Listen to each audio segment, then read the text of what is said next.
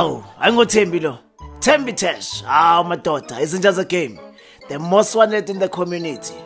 The way bakufuna ngakhona ngane yabantu. Ngisho ubaleke nemali yabantu. Oh yeah, ubalekile. Ewe ndiyayazi.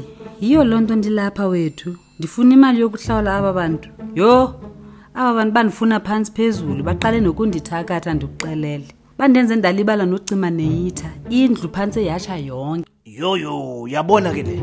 Ibuya straight kugogo ka. Ayish awuthi ngatsho amagama in case uyangiva. But anyways, andikuthembi manthembi. Udume kabi. Udume unyamalala nemali zabantu wena. Awuthembakali tu nalapha kum. You are too much of a liability. Hayi liability. Hayi kodwa nixoki nje iskroof. Ha, uyabona wena. I'm sure buyile genge edume ngokutshontsha ipeni zabantu esikolweni ikhohlwe nokufunda. Mara ngitho kanjalo. Ndoda, esisingesi sakho nawe. Kodwa jonga ndinecebo. Ndiyakwazi uyilungisa yonke lento le. Kunjangoku beditshilo moskuwe. Wethu indlu phansi yatsha. Kodwa ngenxa yokuba ndikrelekrele kakhulu, ndakwazi ukucima lo mlilo ngaphambi kokuthi kutshe yonke into. Kutshe nje qha isofa yabona. So ke ndiye ndakhumbula man, hayi man Thembi man. Unayo insurance. Futhi insurance yomlilo ifika pha ku 40,000, isofa yi12,000. Lonto mosithethe uba ndine change ye28,000. Ke ngoku ndiyakwazi ubabhatala bonke aba bantu bandithakathayo ukuze bahlukane nami. Ne-change leshekayo ndawubhatala wena. Wena ngathi ucimba insurance ifana ne-Candy Crush ne? Urongo ke sisi. Awubuke lapha. Asicabangenge home insurance kaso. It's like having a safety net over your house and everything that's inside it in case anything bad happens like umlilo or igebengu. Iphathi yokuqala is called building insurance. It is like a protector of your house's structure, the walls, the roof, etc. If iyacha or a storm damages it, this insurance will help to pay to fix and rebuild it. The second part, lenibizwa nge-content insurance. This is for all the stuff that is inside your house like i-TV yakho, sofa lakho, or your fridge.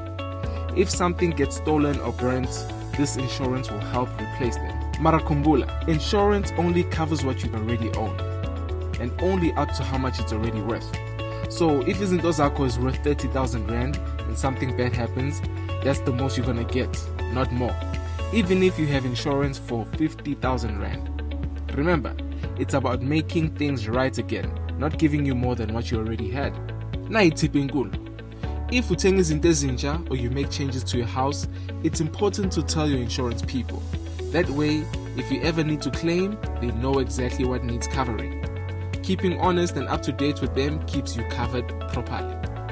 Also, always check what events your insurance covers. For example, yawakavara umlilo, yawakavara ama events afana nama flood or theft. It's always about making sure that if bad things happen, you'll be able to fix or replace the items in your home without any worries. Uyabona?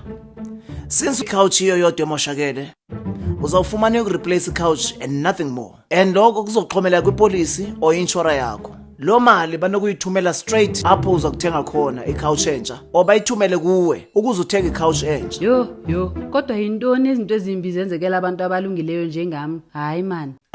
Wena abantu abalungileyo. Kwamna lonto ngimachonisa. Andikuthembi. Yane. Hey hayi kumandi bane insurance. Yo thisa. Yo ayakumandi. Thembi. Thembi. Hayi akekho uThembi. Ubhubhile akekho ubhubhile uThembi. Hey Thembi, I can hear it you. Hayi akekho uThembi ubhubhile sosolekile ufile. Sorry.